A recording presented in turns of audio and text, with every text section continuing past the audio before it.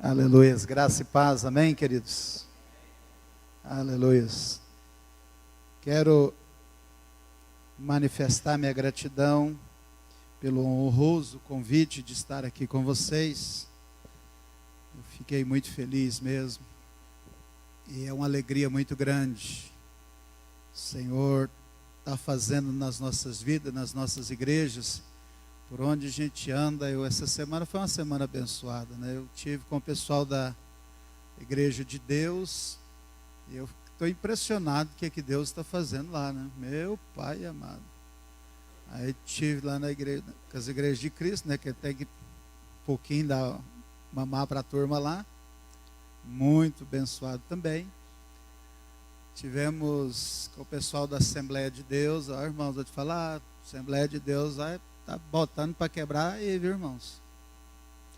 Tem um ministério da Assembleia de Deus com 180 e tantos, 180 igrejas, né? No estado de Goiás.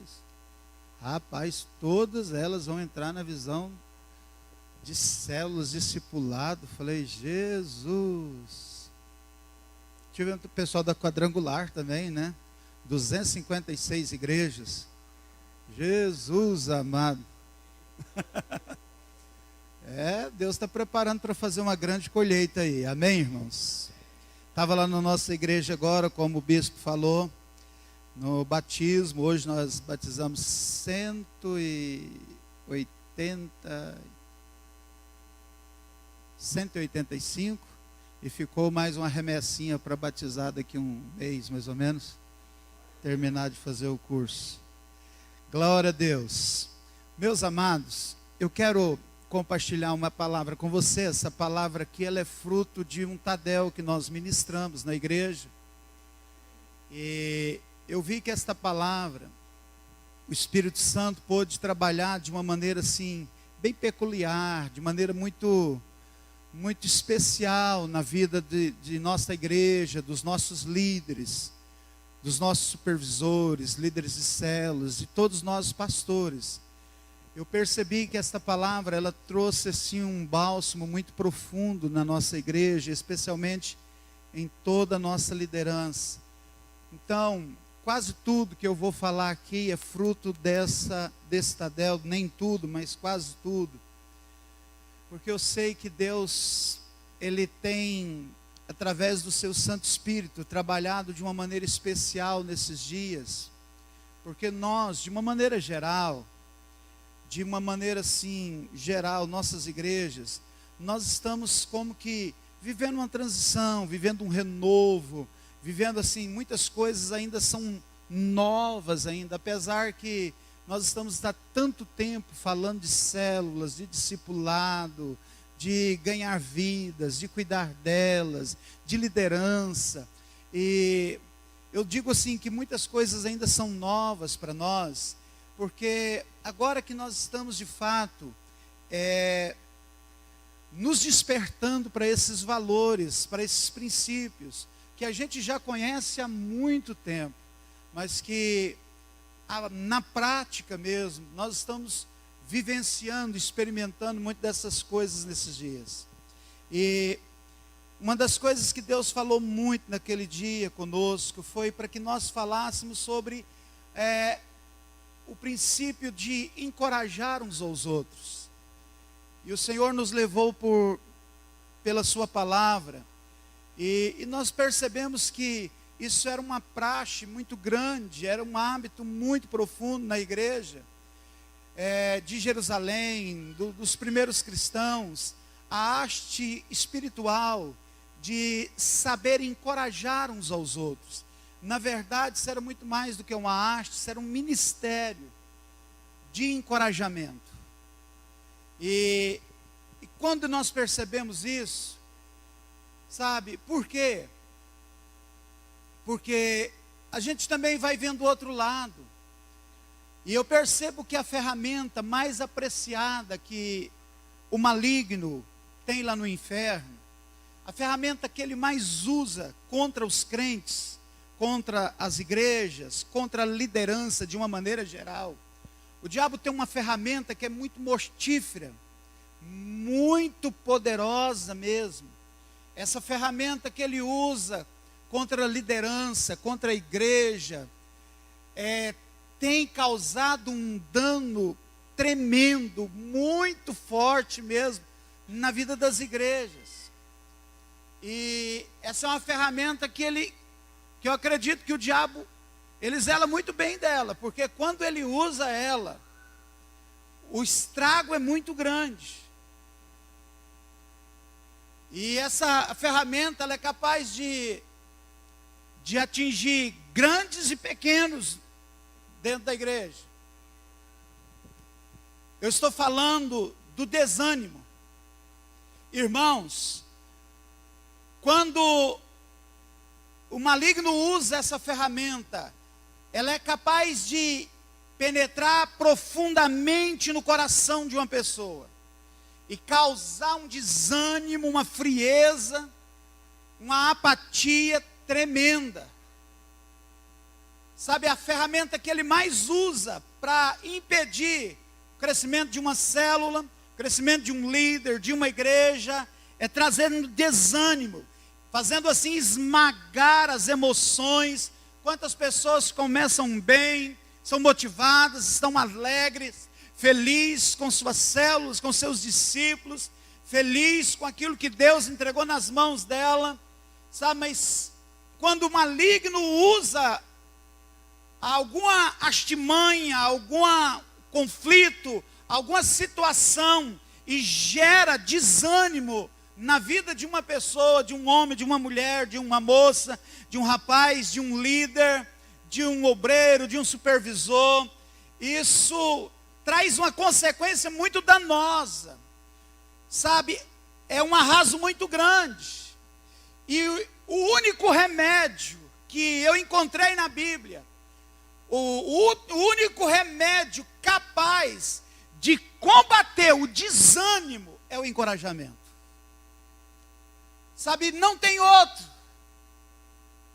Quem aqui um dia ou outro, na sua vida espiritual, na sua vida ministerial, já não passou por situações de desânimo, em que você pensou em desistir, pensou em recuar, pensou em voltar atrás, mas Deus de alguma maneira usou alguém, usou uma pessoa, um pastor, uma mensagem, o Espírito Santo veio e encorajou você. O único remédio, o único antídoto capaz de combater os contra-ataques das infecções do desânimo é o encorajamento. É por isso que o encorajamento é essencial nos relacionamentos do corpo de Cristo. Eu percebo que tem muita gente hoje em dia que está discipulando. Ele discipula, mas ele está esquecendo que ele tem que encorajar no discipulado. Ele tem que pegar os seus discípulos e encorajar eles, sabe, levantar eles, sabe, colocar eles para cima. Ele tem que ser, antes de ser um discipulador, um líder de célula, ele tem que ser um grande encorajador. Esse é um ministério muito pouco comentado na igreja. Esse é um ministério muito pouco percebido na igreja. Porque os encorajadores, muitas vezes, não são nem percebidos. Eles trabalham nos bastidores. Eles trabalham caladinhos. Eles não estão em evidência. Eles não estão tocando, não estão cantando. Eles não estão na frente do altar. Eles fazem um trabalho muito, sabe, solitário, às vezes ali, porque eles percebem e estão sempre encorajando. Meus queridos, se nós lideramos célula, mas não encorajamos a nossa célula, o nosso trabalho de líder fica tão apático, fica tão difícil. Se nós discipulamos pessoas, mas nós não encorajamos essas pessoas, os nossos discípulos vão caminhar com muita dificuldade. Nós precisamos entender que essa palavra encorajamento, ela é essencial nos relacionamentos. Relacionamento de líder com sua célula, relacionamento de discípulo com seu discipulador, relacionamento de ovelhas com seu pastor. É essencial, é o único remédio capaz de combater com grande eficácia a maior arma de Satanás. Sabe, ouvir esta frase, encoraja-me. Talvez você não percebeu, mas é provável que você nunca tenha feito esse pedido a alguém. Talvez você nunca chegou para alguém e falou assim: ei, eu estou precisando de ser encorajado, me encoraja, por favor. Eu estou passando por uma situação de desânimo, eu estou enfrentando muitas dificuldades, eu preciso que você me encoraje. Talvez você, mesmo precisando, mesmo passando por situação que é necessário você ser encorajado, mas talvez você nunca disse essa frase para ninguém, você nunca fez esse pedido a alguém.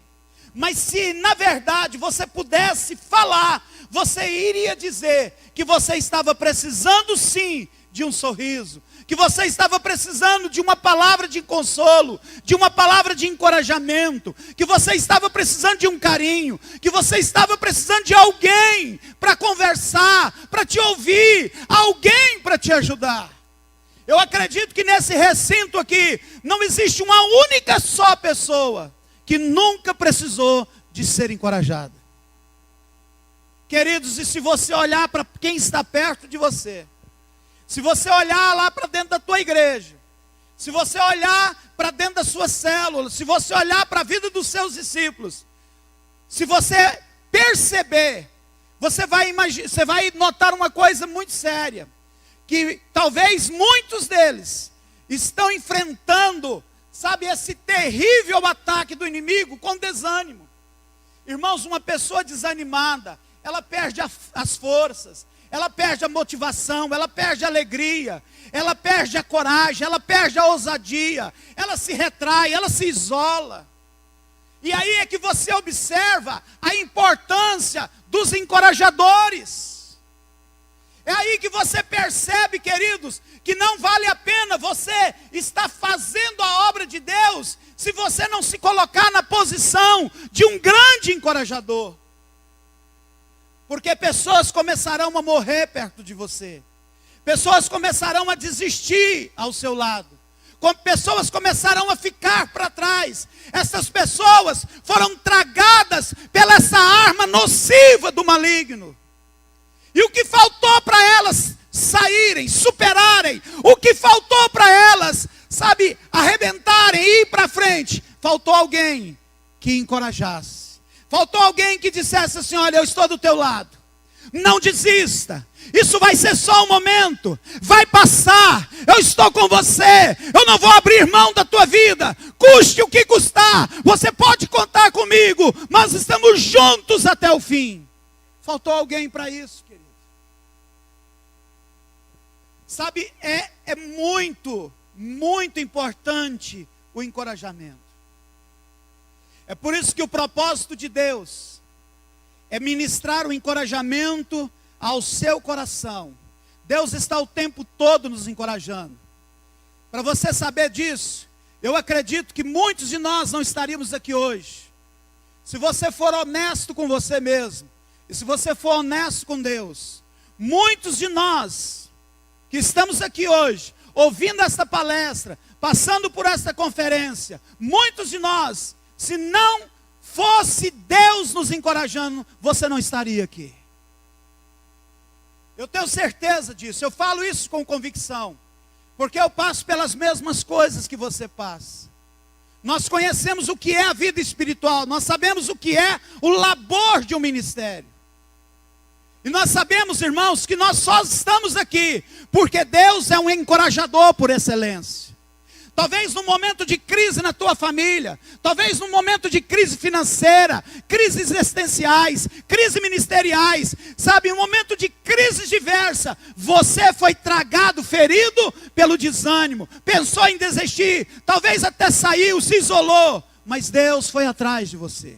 Deus usou alguém, Deus usou uma palavra, Deus através do Espírito Santo, Ele está sempre movendo e nos encorajando. Por isso que eu e você estamos aqui hoje, nós estamos aqui sentados no dia de hoje, é porque Deus é encorajador. É porque Deus alcançou você. Agora, queridos, por que Deus nos encoraja? Primeiro, é para te erguer. Segundo, para você se tornar um encorajador dos seus irmãos. Deus é um encorajador por excelência. Sabe, o que você vê Jesus fazendo o tempo todo com os discípulos, era encorajando. Aqueles homens eram tímidos, medrosos, cheios de conflitos, cheios de medos, de temores. Eram os homens metidos em grandes confusões. Mas você vê Jesus ali o tempo todo, encorajando aqueles homens, sabe, ao lado deles, sabe, caminhando com eles, botando a mão no ombro deles, conversando com eles, encorajando eles. Jesus foi um grande encorajador para os seus discípulos. Por isso que aqueles homens se tornaram o que se tornaram. Por isso que eles fizeram o que fizeram. Porque eles encontraram em Jesus um homem encorajador. Olha, queridos, Deus é para nós o que nós somos para os nossos filhos. Você tem um filho biológico, uma filha. Ele pode se meter em qualquer enrascada, em qualquer confusão, em qualquer situações que às vezes muitas pessoas vão criticar e condenar. Mas você, como pai, você vai estar lá, sabe, com a sua presença, com seus recursos, com suas palavras, com sua sabedoria, com seu amor, com seu cuidado, porque você é o encorajador dos seus filhos. E aquilo que você é para os seus filhos, sabe, aquilo que Deus é para você, você tem que ser para os seus filhos. E isso também não foge à regra, para os seus filhos espirituais. Você pode ter certeza que muitas pessoas na igreja, nas suas células, o que eles mais precisam de você, sabe, não te custa tanto assim. O que eles mais precisam do seu líder, do seu discipulador, o que eles mais precisam é de receber da sua parte encorajamento. E o que Deus é para você, você tem que ser para os seus filhos. E a palavra de Deus nos revela que Deus é a nossa rocha, é Ele que nos sustenta, Ele é o nosso refúgio, Ele é a nossa proteção, é Ele que nos ergue a cabeça quando nós... Isso ao longo de toda a Bíblia, sabe, na vida de grandes homens de Deus, de grandes profetas, dos patriarcas, você vê Deus agindo como um grande encorajador, porque Deus sabe que você e eu, nós temos limites. Deus sabe que você precisa dele como seu grande encorajador. E Deus quer, o propósito de Deus é e sempre foi assim, nos encorajar muito. Agora, o que eu e você precisamos aprender como igreja, é saber que existem pessoas que só vão sobreviver na fé.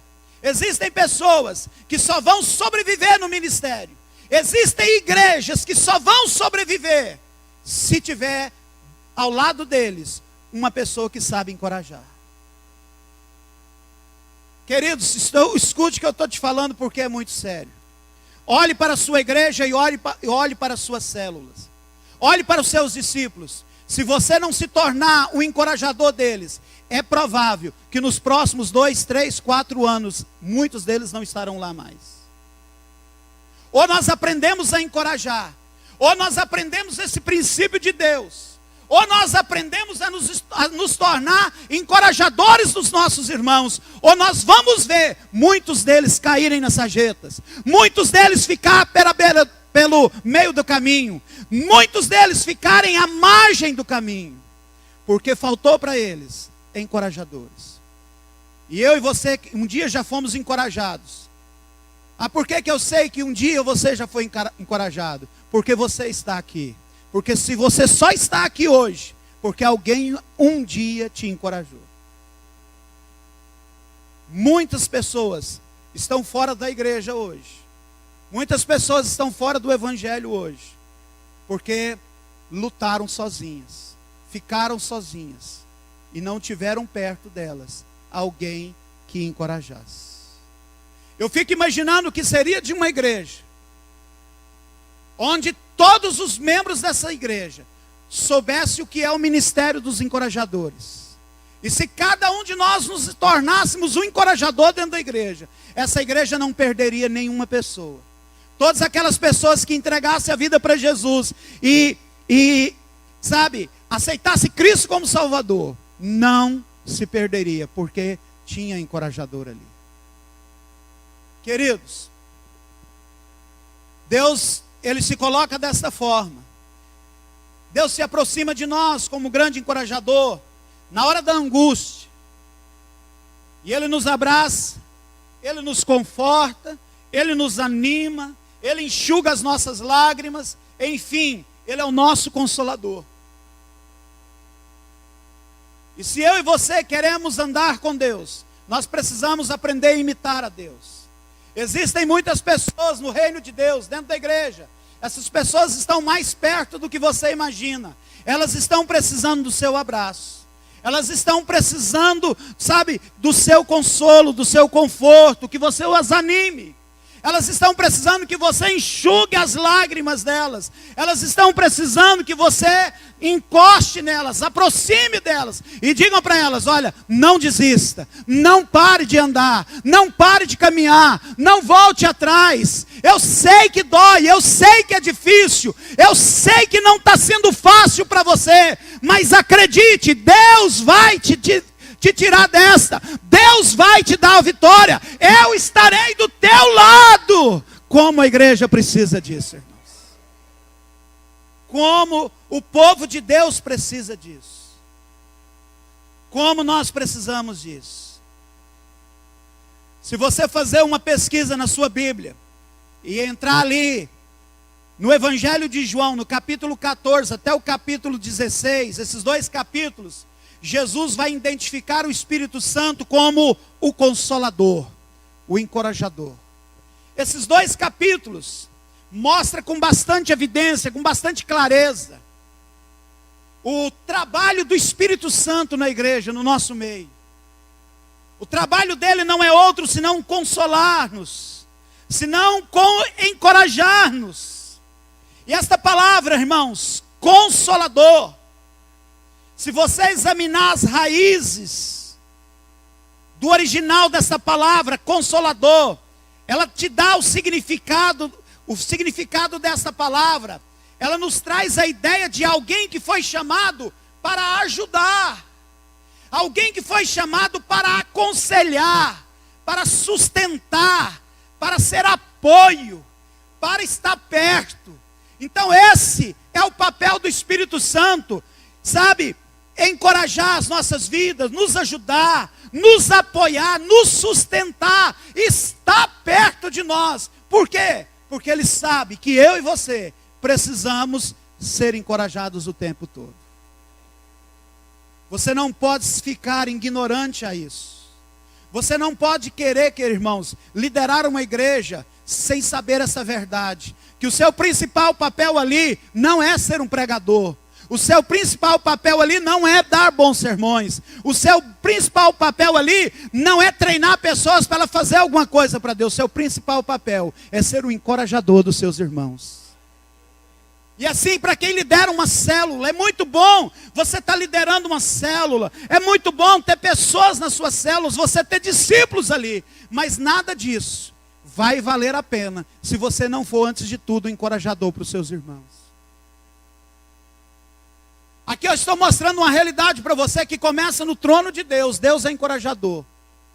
Jesus foi um grande encorajador para os seus discípulos. E o Espírito Santo, ele é um grande encorajador para a igreja e para todos nós.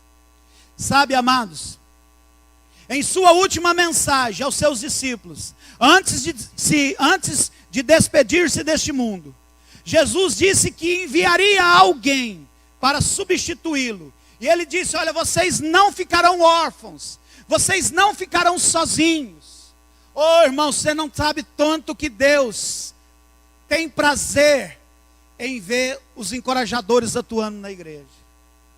Porque nunca foi o propósito de Deus permitir você ficar sozinho, sem que recebesse encorajamento. Nunca foi o plano de Deus. O Senhor disse: olha, vocês não precisam ficar perturbados, vocês não precisam ficar alarmados, vocês não precisam ficar em crise. Eu não vou deixar vocês sozinhos. Eu vou enviar alguém. Eu vou enviar um outro consolador. Ou seja, tudo aquilo que Jesus foi para os discípulos, o Espírito Santo é para mim e para você aqui hoje. Amém, irmãos? Eu quero, se possível, que os irmãos lá da mesa pudessem projetar para mim alguns versículos. Eu os tenho aqui, mas eu gostaria que, seria muito interessante que toda a igreja pudesse acompanhar esses versículos comigo. Nós quero dar um passeio aqui na Bíblia para você, mostrando nas Escrituras Sagradas o papel importantíssimo do encorajamento. Você pode fazer muitas coisas, você pode já tarefar com muitas coisas, você pode ter 1001 coisas na sua cabeça para fazer. O dia para você deveria ter 50 horas, tanto que você trabalha, mas se você não for encorajador, se você não inspirar, se você não apoiar, se você não ficar perto, se você não fortalecer, irmãos, todo aquele trabalho que você está fazendo vai ficar por terra. Amém, gente? Se for possível, coloque aí para mim o Evangelho de João, capítulo 14, versículo 16. Eu até preferia que a gente colocasse, lesse na versão NVI, por gentileza. Se não der, a gente lê aqui mesmo. Veja o que Jesus disse a respeito do Espírito Santo. Evangelho de João, capítulo 14, versículo 16, diz assim: olha, e eu pedirei ao Pai, e Ele lhes dará outro conselheiro, para estar com vocês para sempre. Amém, irmãos? Ele falou: olha, eu vou pedir ao Pai, e Ele vai dar esse conselheiro para você. Quantos de nós, queridos, já choramos lágrimas amargas? Quantos nós já levamos muito a sério o pensamento de desistir do ministério, de desistir da vida cristã, de desistir da vida espiritual, de desistir de um casamento, de desistir de um filho? E você pode ter certeza, é nessa hora que o Espírito Santo entra em ação, porque Ele é conselheiro, é Ele que te ampara, é Ele que te apoia, é Ele que te sustenta, é Ele que te encoraja, é Ele que está com você nesse momento. Esse é o trabalho dele, que Jesus disse. Um outro versículo, gostaria que você apontasse para nós aí, queridos. João 14, versículo 26 agora. Agora 26, o primeiro foi 16. Agora 26. Mas o conselheiro, o Espírito Santo, que o Pai enviará em meu nome, lhes ensinará todas as coisas e vos fará lembrar tudo o que eu lhes disse. Queridos, quantos aqui tem promessas na sua vida? Quantos aqui tem promessas de Deus na sua vida? Sabe, irmãos, é essas promessas que te encorajaram no momento mais difícil da tua vida. Foi aquela promessa que Deus fez a você quando te chamou para o ministério. Foi aquela promessa que Ele fez na tua vida quando, sabe, arregimentou você. Essas promessas é o Espírito Santo que faz lembrar você. Talvez você, num momento de muita tristeza, de muito conflito, de muita luta, lembrou, o Espírito Santo lembrou você dessas promessas. Lembrou você das promessas que Ele fez. E essas promessas levantou, fez você cobrar ânimo novamente. Fez você passar por momentos difíceis. Fez você passar por momentos que nem você acreditaria que passava. Amém, gente? Quantos aqui tem promessas na tua vida? Diga graças a Deus. Terceiro versículo, Evangelho de João, capítulo 15, versículo 26. Agora o capítulo 15, versículo 26. Jesus disse assim: olha, quando vier o conselheiro, que eu enviarei a vocês da parte do Pai, o Espírito da verdade que provém do Pai, Ele testemunhará ao meu respeito. Esse é o trabalho que Ele faz. Ele é o grande conselheiro. Amém? Ele é o grande encorajador. Glória a Deus, irmãos. Quantos aqui podem agradecer a Deus? por ter o Espírito Santo como seu grande conselheiro, seu encorajador. Amém? Outro versículo, João 16, 7. É muito precioso isso aqui agora, irmãos. Diz assim, olha, mas eu lhes afirmo que é para o bem de vocês que eu vou. Se eu não for, o conselheiro não virá para vocês. Mas se eu for, eu o enviarei. Amém, irmãos? Diga graças a Deus. Aleluias. Irmãos, graças a Deus. Quantos, vamos ser honestos e sinceros aqui. Quantos aqui um dia na sua vida já se sentiu desanimado? Levante a mão, irmão. Imagine se não fosse o trabalho dele, se não fosse a obra dele, se não fosse o cuidado dele, se não fosse a ação dele, se não fosse a intervenção dele, se não fosse a inspiração dele, se não fosse o encorajamento dele, nenhum de nós estaríamos aqui hoje. Glória a Deus pelo encorajador Espírito Santo. Glória a Deus. É isso que Ele quer gerar na igreja. Sabe, irmãos, uma igreja de encorajadores. Alguém que abra os olhos, que abra também um coração, para que você comece a dar aos seus irmãos aquilo que você está recebendo do Pai, do Filho e do Espírito Santo. Amém, gente? Igreja não é uma rodoviária onde tem gente entrando e gente saindo. Igreja é uma família onde os irmãos mais velhos devem encorajar os mais novos. Amém, amados? O encorajador, o Espírito Santo, é aquele que continua o ministério de Cristo na terra. De como que o Espírito Santo está continuando o ministério de Cristo, encorajando. Ele habita em você, ele apoia você, ele motiva você, ele dá poder a você, ele dá autoridade a você, ele revela a Deus a você, ele revela, ele abre as escrituras a você, para te encorajar, para te fortalecer, para te colocar de pé, para dizer para você, não abandone a tua célula, não abandone os teus discípulos, não abandone a tua igreja, ainda que a peleja esteja difícil, ainda que você está sentindo as dores nos seus ombros, tenha ânimo, eu estou contigo, eu não te desamparo, eu não te deixo, nós vamos vencer.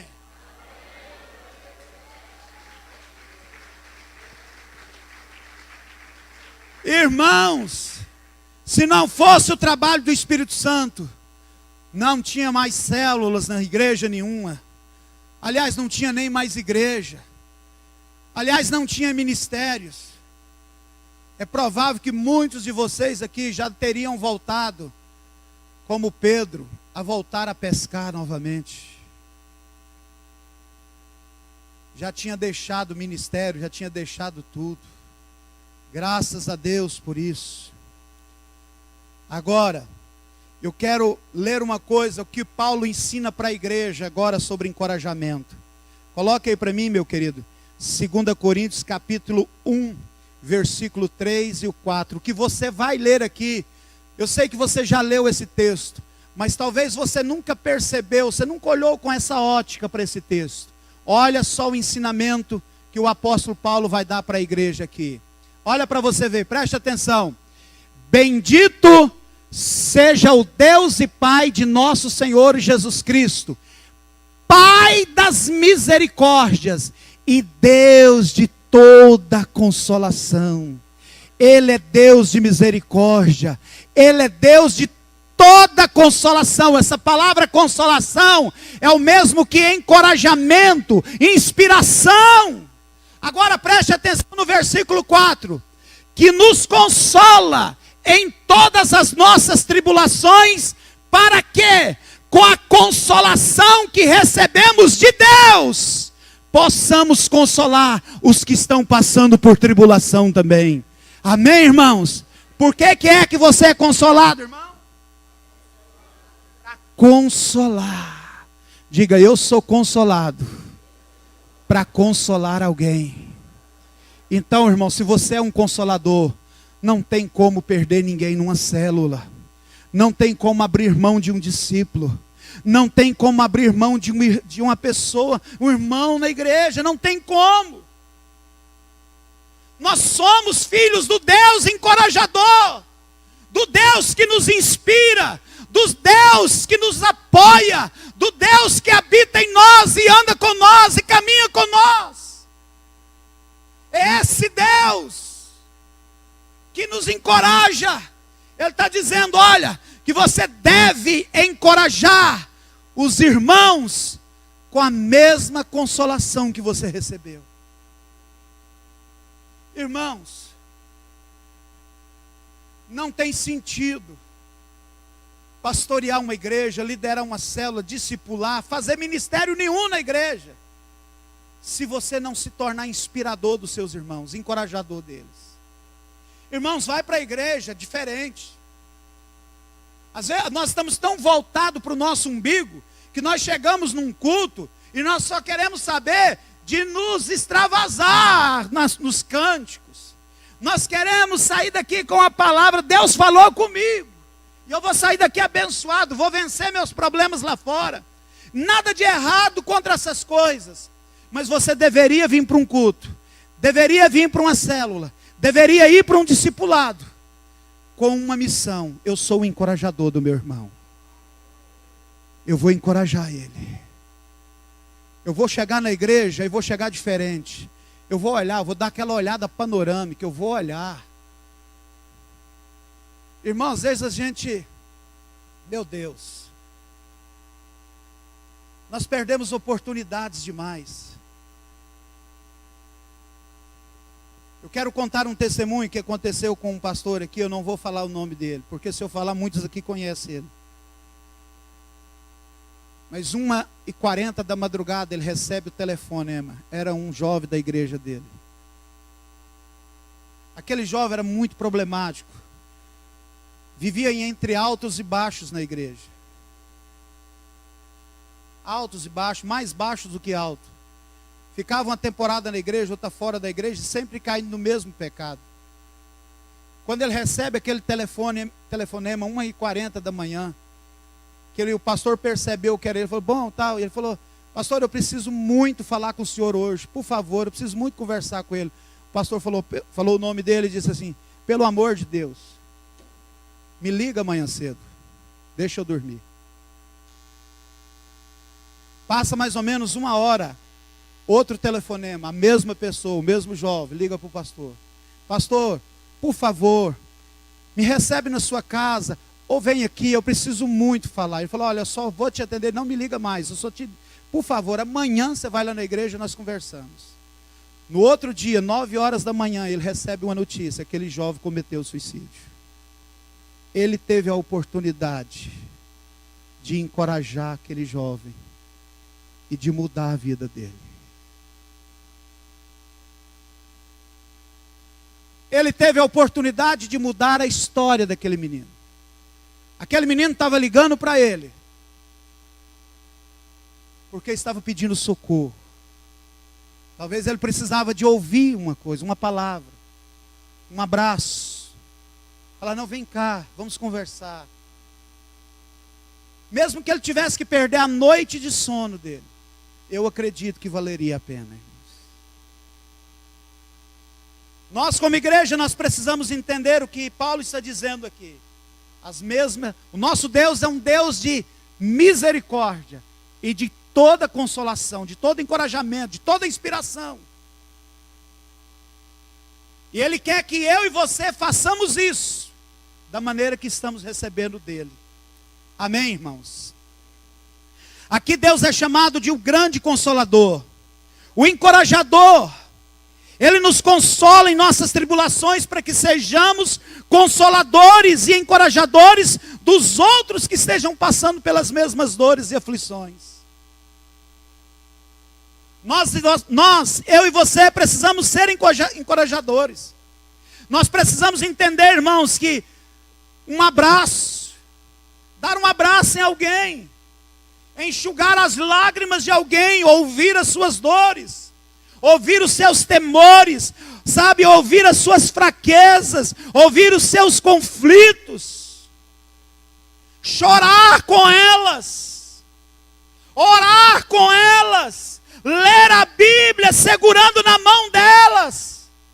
Porque quem foi afetado pela arma mais venenosa do diabo, o desânimo, não dá conta de orar, não dá conta de ler Bíblia, não dá conta de ir para a célula, não dá conta de vir para o culto, não dá conta de ir para discipulado. Precisa que os encorajadores vá lá, precisa dos encorajadores, porque é o único remédio capaz de destruir a arma do diabo chamada desânimo. Está na tua mão, está no teu coração, está nos teus lábios, é o encorajamento.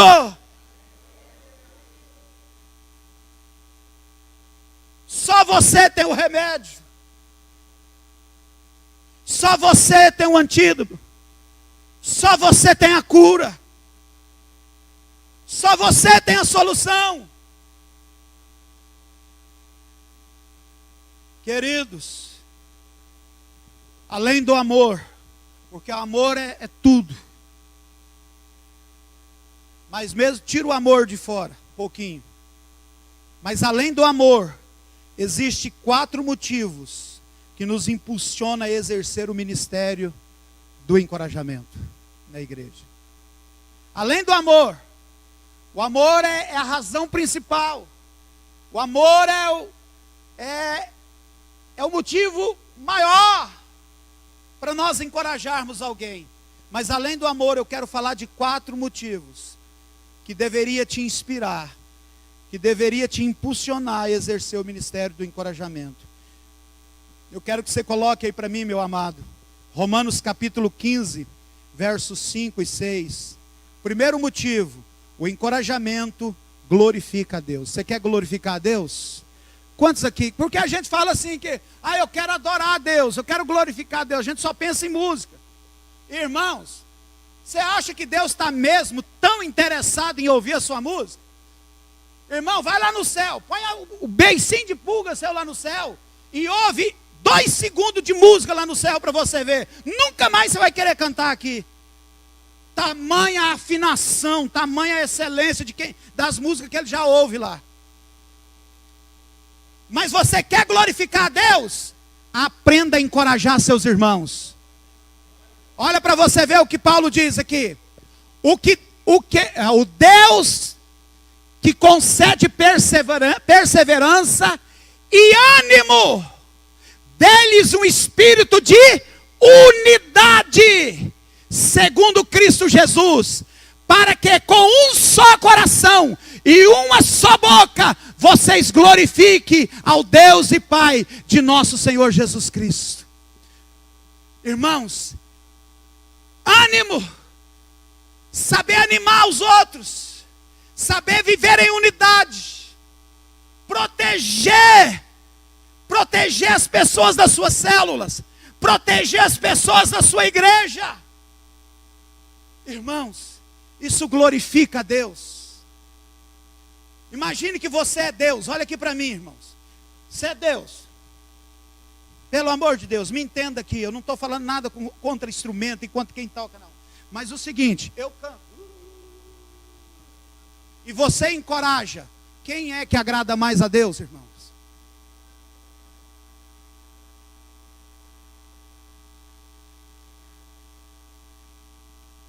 O que adianta eu pregar uma mensagem, começa que eu estou pregando aqui, e você chegar lá na minha igreja, e ver pessoas que eu não estou encorajando? O que adianta liderar uma célula? Irmãos, irmãos, deixa eu te falar uma coisa. Eu e você precisamos aprender isso demais. Segundo motivo para você ser um encorajador, coloque aí para mim, querido, 1 Tessalonicenses capítulo 5, verso 11. É muito forte o que você vai ler aqui agora. 1 Tessalonicenses capítulo 5, versículo 11. Preste atenção aqui. Olha lá. Por isso, exortem-se, encoraje, levante, apoie, sustente, aproxime, né? E edifiquem-se uns aos outros, como de fato vocês estão fazendo. Irmãos, deixa eu dizer para você uma coisa. Encorajamento é uma ordem de Deus. É um mandamento. Quem não faz, está pecando. Eu vou repetir. Quem não encoraja seus irmãos, está pecando, porque não é um pedido. É uma ordem. É um mandamento. Amém, gente? Por isso, que isso me impulsiona. Me impulsiona.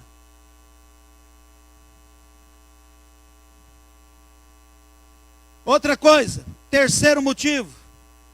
O encorajamento evita que o irmão endureça o coração. Hebreus 3:13. Coloque aí para nós, irmãos. Hebreus capítulo 3, versículo 13. Quando você encoraja o irmão, o coração dele não é tomado pelo engano e nem se endurece com o pecado. Veja o que a Bíblia diz aqui, irmãos. Pelo contrário, encorajem-se uns aos outros todos os irmãos. Só no dia de conferência? Só no dia de culto? Só no dia de EDD? Só no dia de encontro? Todos os dias. Encorajem, irmãos, olha o que o Jó fazia. Jó era pai, não era? Os filhos dele reuniam, o que ele fazia depois? O que ele fazia, gente? Fazia um sacrifício. Quem sabe os meus filhos não cometeram algum pecado. Então, olha para você ver, irmãos. O cara que é pai espiritual, a pessoa que é mãe espiritual, ele fica atento. Ele não fica de braços cruzados esperando, fala, ó, adulterou, roubou, matou, prostituiu, para depois fazer as coisas, não. Ele está atento. Ele chega, meu filho, está tudo bem. Você está andando em santidade. Sabe, jejuma por eles, ora por eles. Irmãos, não estou falando nada teórico aqui não. Vai lá na porta do quarto da minha casa, você vai ver lá essa mulher aqui, olha. Todo o nome de todas as mulheres, de todos os homens, pastores, dentro da nossa igreja e fora da igreja, está lá a lista. Nome por nome, a gente ora um por um. Samuel disse que é um pecado horrível você deixar de orar pelos seus filhos espirituais. E ainda tem uns de nós que ainda mente. Está orando por mim, irmão? Estou. Mentira. Pelo contrário, encoraje uns aos outros durante todos os dias, durante o tempo que se chama hoje. De modo, presta atenção, de modo que nenhum de vocês seja endurecido pelo engano. Amém, irmãos? Irmãos, quando o pecado bate na porta do irmão, quando bate a tentação, tem que vir um encorajamento, é rápido, é ligeiro. Senão o coração dele vai pedrificar. Você já viu como uma pessoa tem um coração duro? Quando ele tem o coração duro, ele não ouve mais o pastor. Ele não ouve mais o discipulador, ele não ouve mais a mulher dele. Às vezes não ouve mais o marido, não ouve mais a mãe, não ouve mais o pai. Sabe por quê? Porque o coração endureceu. E sabe por que endureceu? Porque você demorou a encorajar. Porque levou tempo demais. O pecado ficou tanto tempo ali que endureceu o coração dele. E agora vai atrás. Irmãos, tem muitas pessoas que estão desviadas das nossas igrejas. Vá atrás deles hoje para você ver o que está acontecendo. Eles tomaram ódio da igreja. Tomaram raiva da igreja. Porque o coração deles foi endurecido pelo pecado.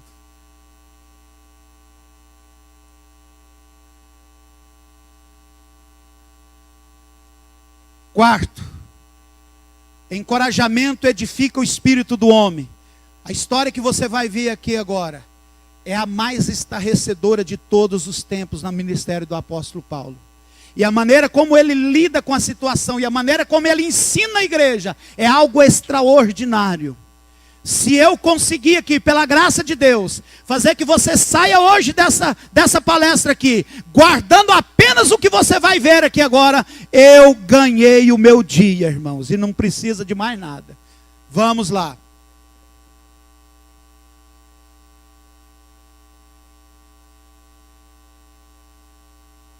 Eu vou ler aqui porque eu esqueci de pôr referência.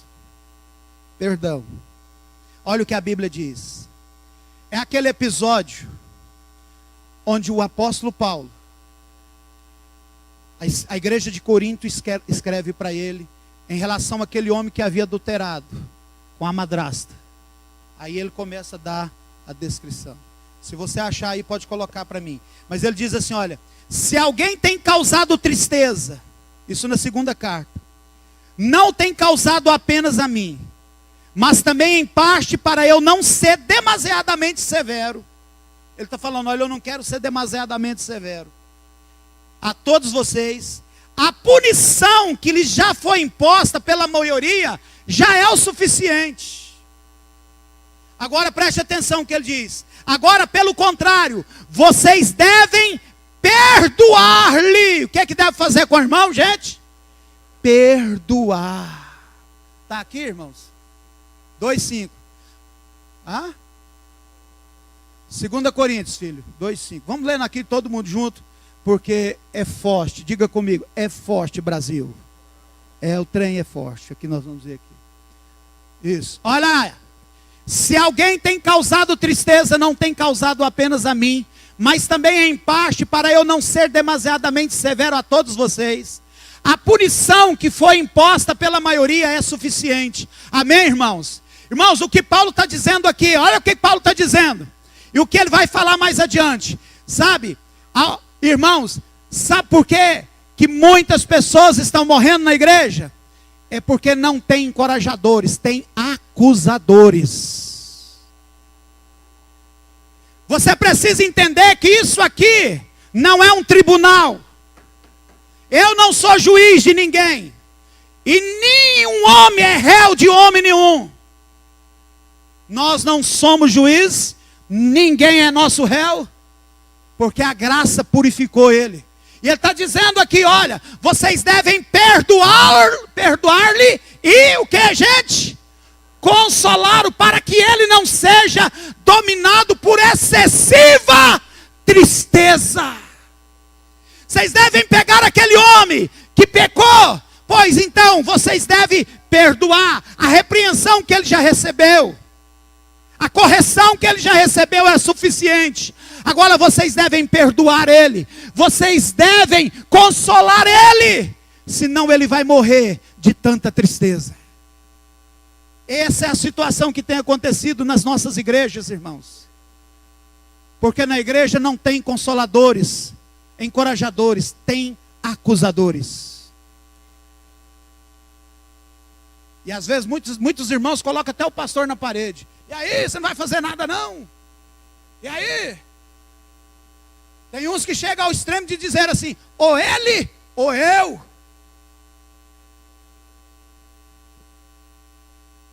Eu já vi gente, irmãos, eu falo interessante, né? Esse dia eu estava conversando com um pastor, nada a ver, irmão. Eu também sou pastor. Aí o cara fala assim, não, eu excluí o irmão, ele não pode tomar ceia, não pode fazer isso. Eu falei assim, e o dízimo dele, você recebe? Ué, recebo. Ah, mas é claro que recebe, R$6.500, né, irmãos? Fala, não, mas se ele não pode tomar ceia, se ele não pode fazer um punhado de coisa que você falou aí, ele não deveria poder entregar o dízimo dele também. Como que você vai pegar o dízimo de uma pessoa tão imunda desse jeito? Irmão, nós temos que entender o que é graça de Deus. O que é graça de Deus? E nós não entendemos isso ainda não. Olha lá. Portanto, sobe aqui um pouquinho, irmão, galera lá. Portanto, eu lhes recomendo que reafirme o amor que tem por ele. Amém, irmãos? O que é para nós fazermos com o irmão que pecou? Reafirmar o amor. Irmão, nós te amamos tanto. Irmãos, olha, tudo bem, você errou, você precisa ser corrigido, mas nós não vamos abrir mão de você. Sabe, nós precisamos de você. Nós precisamos reafirmar o amor a Ele. Quem está me entendendo, diga amém. Sobe um pouquinho, irmão. Ah lá. Eu lhes escrevi, preste atenção, com o propósito de saber se vocês seriam aprovados. Deus está provando muita gente aqui hoje, com gente que está precisando de encorajamento. Eu os escrevi para saber se vocês seriam aprovados. Isso é, se seriam obedientes em tudo. O que é obediente, irmãos? Obedientes em tudo. O que ele falou ali? Reafirmar o amor, perdoar, consolar. Amém, irmãos? Não, eu não vou fazer isso não. Não vou fazer isso não. Irmãos, de certa forma, não se escandalize com o que você vai ouvir. Todos nós temos que ser meio cara de pau, irmãos. Sabe? O irmão pecou com a gente, vai lá. Reafirme o amor com ele. Reafirme. Ame o irmão. Encoraje ele. Esse é o nosso papel. Lembra que você vai morar lá no céu com ele. Eu falo, eu só faço um tipo de brincadeira, irmãos. Eu gostaria que... Mas é que Deus não dá asa para cobra. Porque se Deus deixasse eu ser Deus um pouquinho lá no céu. Irmão, se Deus deixasse eu ser Deus um pouquinho lá no céu. A hora que você chegasse lá. E vamos imaginar que o Senhor não gosta desse rapaz. Aqui não gosta, não dá certo. O dia que chegasse no céu, eu ia falar assim, ó, vai morar os dois naquele quarto lá. A eternidade. A morar lá, vou ia vingar de vocês. Mas é que não pode, né, irmão? Não tem jeito. Mas você não gosta dele, não? Pois é, então vai morar junto. Para aprender. Quem está me entendendo, diga amém.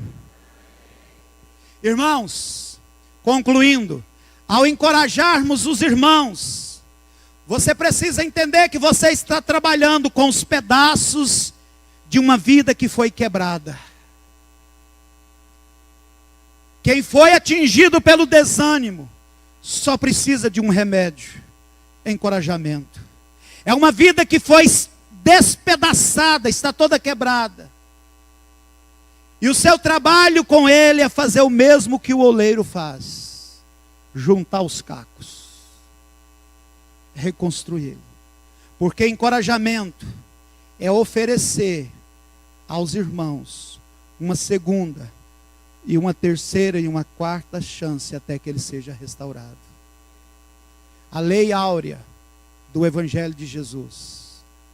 A lei áurea do Evangelho de Jesus está em Mateus capítulo 5. Não me lembro o versículo, mas diz assim: faça aos outros tudo aquilo que você gostaria que fosse feito a você. No nome de Jesus, irmãos.